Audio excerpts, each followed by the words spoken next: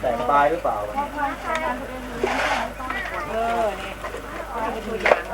ใครทางครับจับไปหรอกถ้ากินแบบนั้นดีนะมันเหลือทำไมเขาไปกินไทยเขาไม่เคยกินเลยอ่ะพ่อรู้ฝ่ายงานเด็ก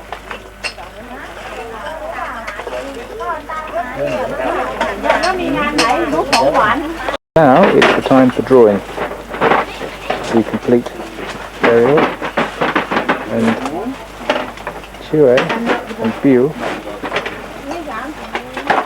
are laying out strings all over it, every 10 centimetres longitudinally and laterally to help in the recording procedure. But because of the fear of looters, they're unfortunately going to have to remove that beautiful bracelet.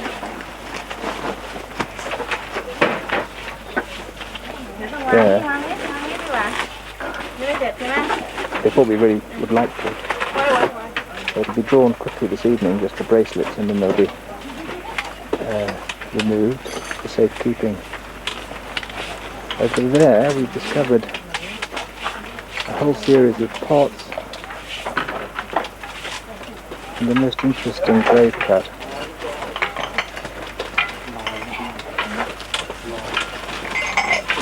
The grave cut comes down in the centre of the screen, and there's some human bone at the bottom that comes up again. There's pots there in the grave fill. There we have over 100 and what do you think? Burial 107 and 6. We'll get a closer look at now. Grave 107. Most extraordinary assemblage of pottery vessels at the head here, including that one on a very high pedestal.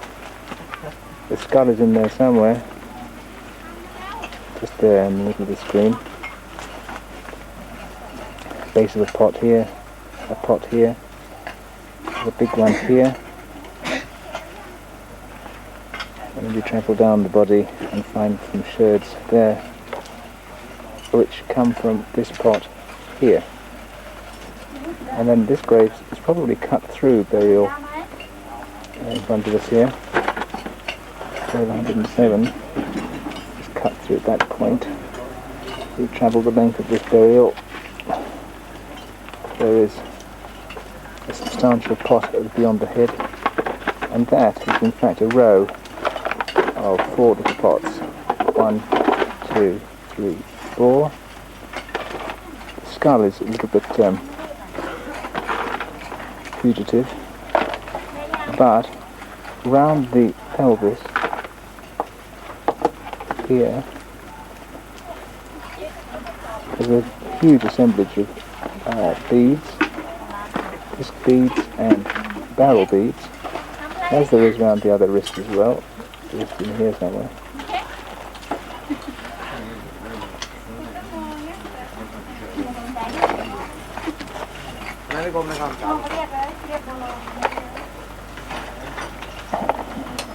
Just in there, and they form probably some sort of a waist ornament.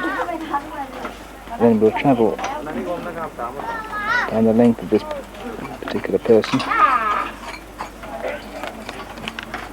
And beyond the feet here, there's another whole pot on its base.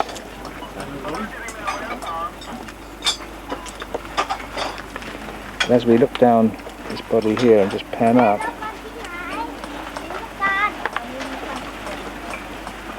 we find that it's in line astern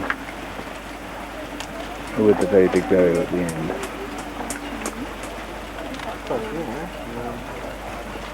Now it's almost time for tidying up for the day. And here we are on the morning of the 6th of February, still working away. Over there they're preparing burial 109 for some photography, removing shell midden in the foreground. Joss and Helen are taking out some whole pots and a dog skull. And here we have Chue now preparing the great burial 105 drawing.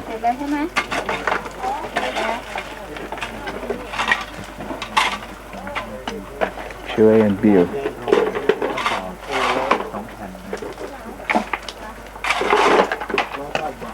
And along there, a great deal of activity for sorting all the shells that are coming out of the midden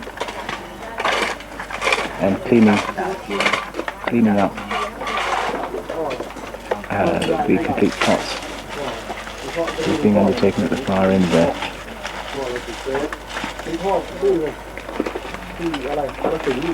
By Tiffany and Bill. Graham Mason working on the shells.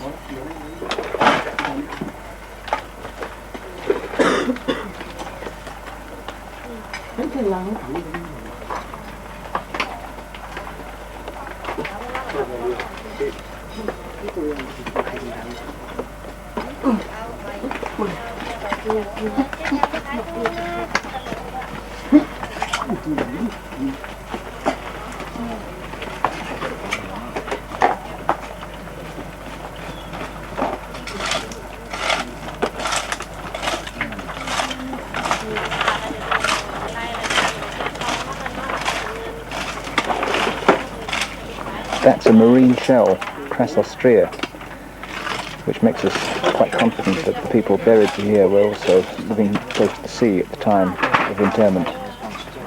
And that is the shell pendant that this person's wearing.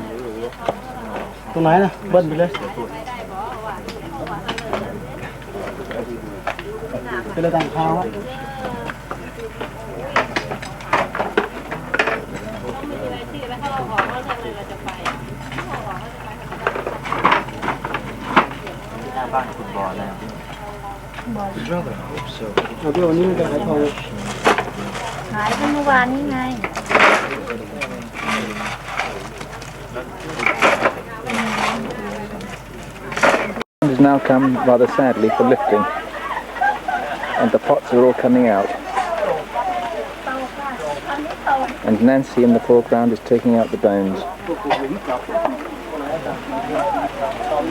There the pots are being removed. The bracelets have gone except for the stone one still there. And the wonderful pendant round the neck is also still there.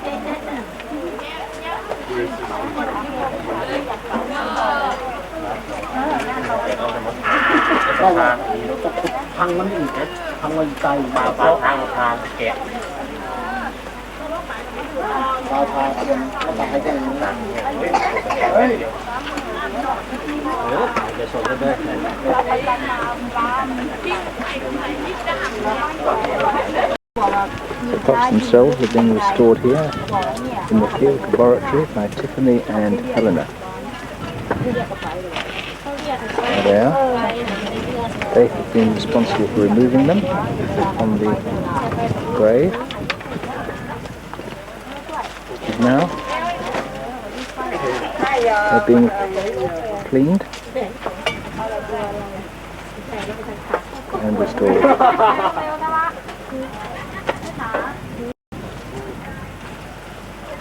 This one is a lovely painted one with a pedestal base. Another one over here has been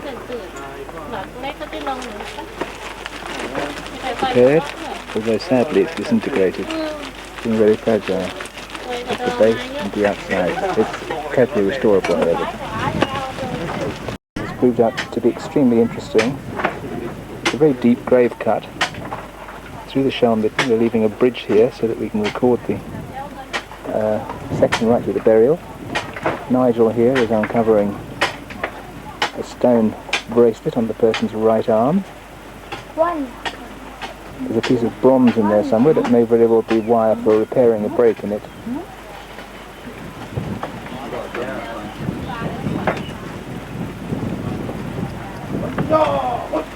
On the other side,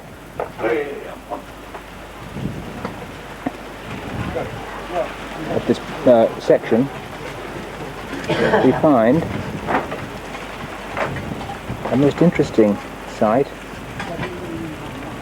of a ring of conus shells and complete pots. There's a conus shell in the middle, another one here, Another one is in tin foil here, because it is possible to keep its colour. And there's another one in here,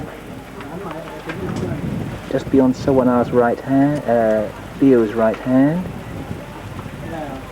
And the skull is appearing in the corner. Just in there, there's the skull. This deep burial.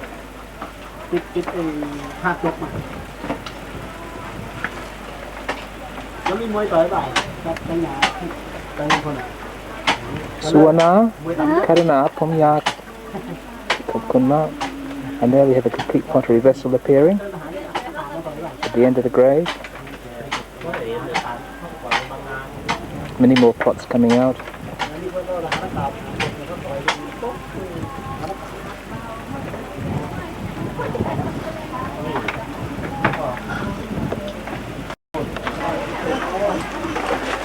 We're now getting very close to finishing this site, and so Chue has begun to string up the sections for drawing. He's still removing a fair bit of the lower deposit. Over there you can see the section looking rather clear. As he begins to make the strings on, big fly to drawing it.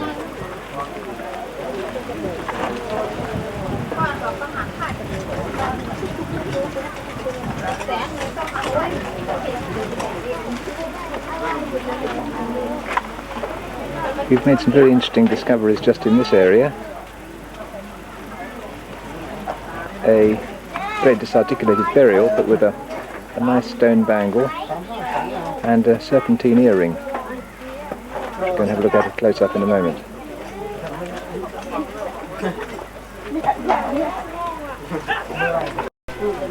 Here we have the remains of the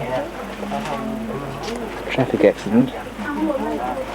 The skull there with a stone bracelet coming through, and just away to the right an earring made of serpentine.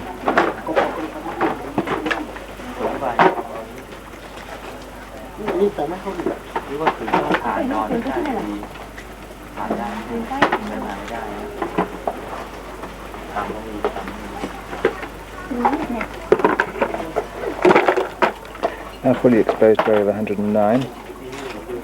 Along there, very deep, and a very important and interesting stratigraphic sequence we can't quite see, but we'll do later.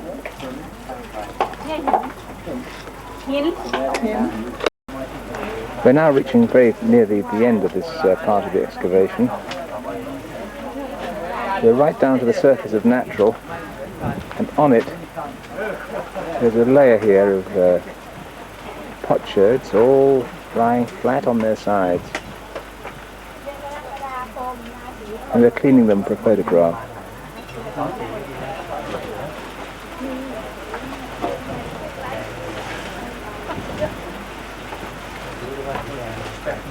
This is the co-director of the excavation, Kek, talking to Chue, the other member of the fine arts team here.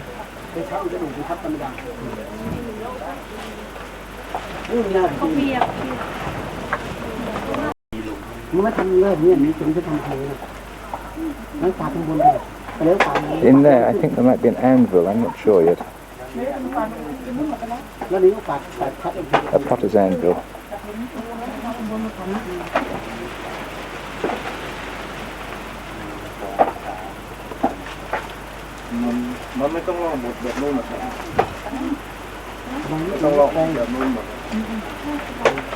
Where he was drawing in the section. In the foreground there were the graves cut, the bodies have now been removed. This here, in the corner, is the grave cut of burial 35. Just down through the shell midden, comes along here, in considerable depth. It has red soil lenses within it on the way down.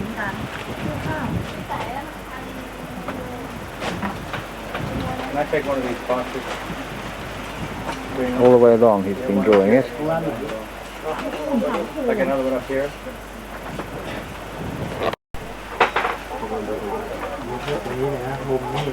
Over there's a hive of activity with various burials being uncovered. There's a burial number 109, this clear drawing, covered at the top by a layer of shell mitten. So it's definitely cut and covered later by shell mitten. Extent to which these potsherds are lying on their flat, even on a slippery slope. They're lying completely flat on their sides as they fell down or were thrown down this slope and reached the angle of rest. Deposit. There is a very thick deposit of red soil here, red material, which is out of burning, and lumps of clay here, which is the result, we think, of pottery making. Then the materials were thrown over the edge. 111 seen here has two shell dangles beside the head on the left arm. Here. No, I don't think I really imagine what I'd be doing at all.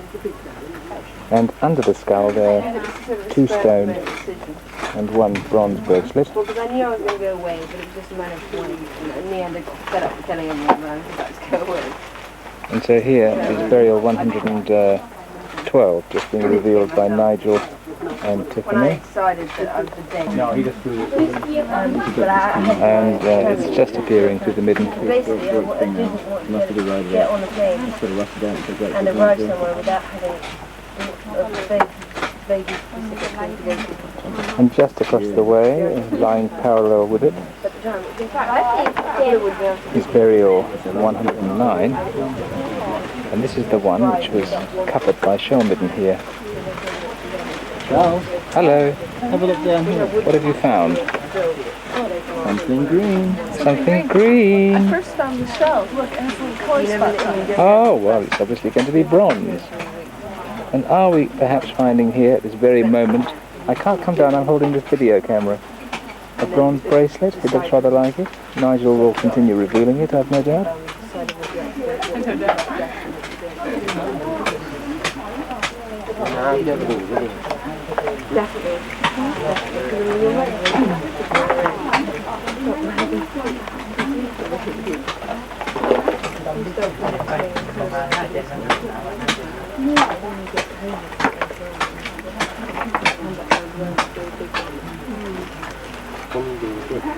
And some people never come. And meanwhile, just over there, Nancy Tamis and Helena covering, at least they're removing burial 107. There's lots and lots of shell beads around the waist. Exposing the dump of red soil and shell which goes down layer upon layer upon layer into this hollow in the left hand side here. And you can see here the lowest layer of shell which comes down and then stops.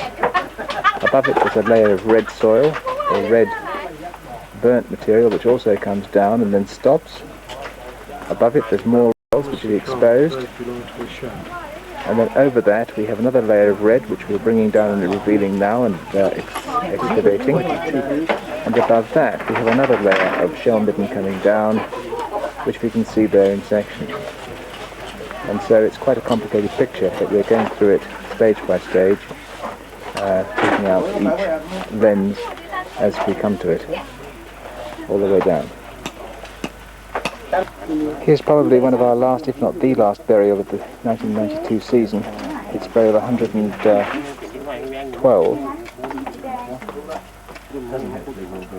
and it's very firmly embedded in shell midden all the way along. There's shell midden over there covering it, and the most interesting feature so far are the here, which have a circular contour and are quite different from any other bracelets found at the site so far.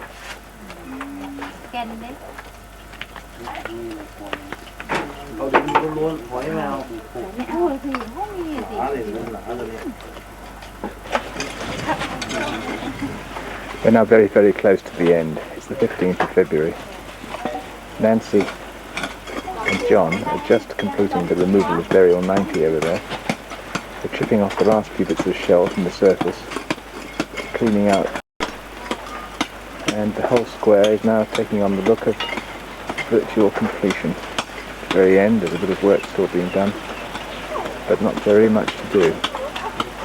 And the thing worth looking at now is the completely revealed section. It goes like the waves of the sea or like a giant naga snake. Shell midden, red burning lenses in it. One lotus pit there, digging down into it. A whole series of red lenses coming down from the very edge into the dip. And at the far end, we have the grave cut. The grave cut for burial 109. And that is very interesting indeed. Because the stratigraphy is relatively clear, and we think there has been a deposit of midden over the top of the grave cut and sealing it.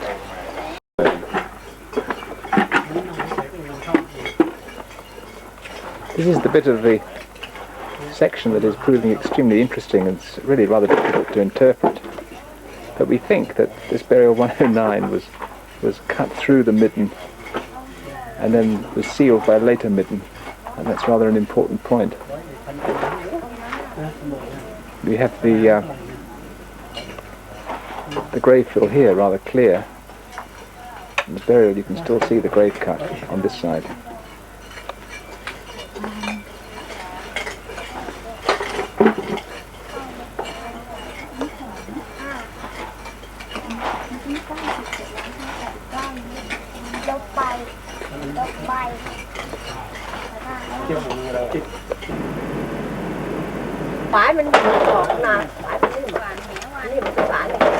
A year has now passed since we were working here at Nong Nor in 1992. It's now January the 12th, 1993, and we're back to continue our research and hope very much to expand our knowledge of the site through the discovery of further aspects of the mortuary tradition.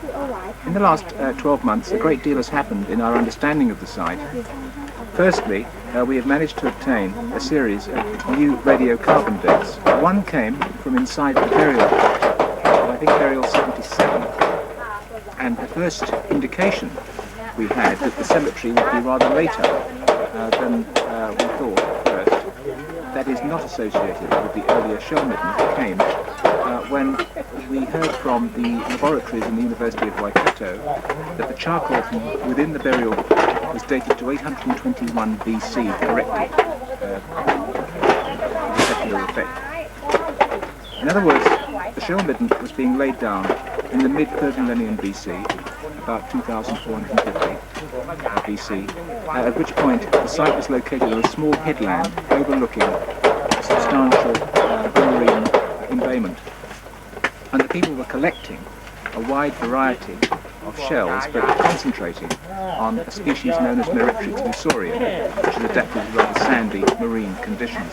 And they're also, it seems, living near a mangrove swamp. But the site was abandoned and was reused again about 1,600 years later, when the people in the early 1st millennium BC chose this eminence as a cemetery, and they led the bodies out in rows. So far we've encountered 7 such rows, and we hope by extending the area today, by extending the area to cover a further approximately 75 square metres to expand our knowledge of the distribution of this mortuary tradition. At the moment what we're doing is taking off the topsoil behind me. We hope to begin the uncovering of the shell midden and the burials associated with the later mortuary phase imminently in the next day. It's now the 14th of January, and we've proceeded over the last 2 days to uncover the first two squares, A6 in the foreground and A7 beyond. And then in front of us, so there are two further squares which we'll be looking at shortly. So far, in the last 2 days, we discovered 7 burials, 2 of which are infant jar burials, and the rest are adults. We'll go and have a look at them. Burial 118 in front of us is a complete one.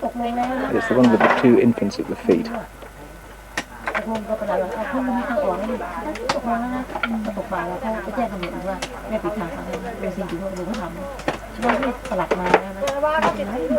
We have the skull, the arms, the legs, and at the head a very large pot, which is currently under analysis, under excavation by Keck. At the feet there is a very large pot, which will probably, we hope, turn out to be burial 119 there, and another burial 117 here, another large pot. And over on the southern side, Tracy is uncovering the remains of burial 122 in this rather sharp grave cut here. You see a ridge of shells with burial 118 on one side and burial 122 on the other here. The feet, the femurs, the whole pot coming up here are present, but the head of the grave beyond has been cut and lost. And over here, B.O. is excavating a most extraordinary site.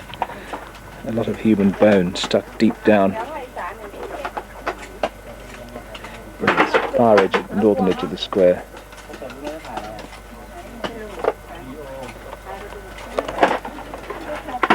This is the surface of the shell midden in square A7 so far revealed, and it has quite a large number of large pieces of pottery, some complete vessels, sticking up now on pedestals. And as we go down, we're looking in the shell midden for clear grave cuts, but as yet with no success. We'll keep looking. It's now 4:05 on the 14th of January, and we're coming towards the end of what's been a good day. We think we've got another 5 burials up to 127, and what we've been doing is exposing the surface of the shell midden so that we can look for grave cuts. Here, for example, they're just looking for a grave cut on the surface of the shell midden. And over there, we do in fact have quite a clear grave silhouette coming around here, with 2 skulls in. Another one over on the left-hand side of Nigel, you can see, cut into the shell midden. And over in that direction there are 2 burials coming through, which are on a north-south instead of an east-west axis. So that's quite an intriguing area. This is the rather nice probable grave cut for burials 65 and 124. What they're doing is so that they can be looked at on a later occasion. There's a skull, for example, just here, and across there we have a skull peeking through for burial 65, which we found last year. And if we look in this direction here, you can see what's probably a second grave cut with a skull by the label on a north-south axis. And in the foreground here, another human long bone on a north-south axis, which we are currently labelling burial 127. Over here, we have some extremely fragmentary human remains, burials 123 and 125 on a north-south axis. A6 burial 120 has now been fully exposed with a huge pot at the head by the skull, and the complete body is in place as a pot over the right hand. And there's a very clear grave cut along here. Beyond it we have burial 122. By the feet there are the two child burials, and down here with burial 121 we have a complete pot beginning to appear. Of January, and in this corner of square A7 we have found an enclave of whole edge of the midden, in fact where the midden's probably been cut through, and V currently uncovering these pots and hopefully the burials that will go with them. We have now virtually uncovered the whole surface of the shell midden here in F7. This is at the edge of the midden, and it looks like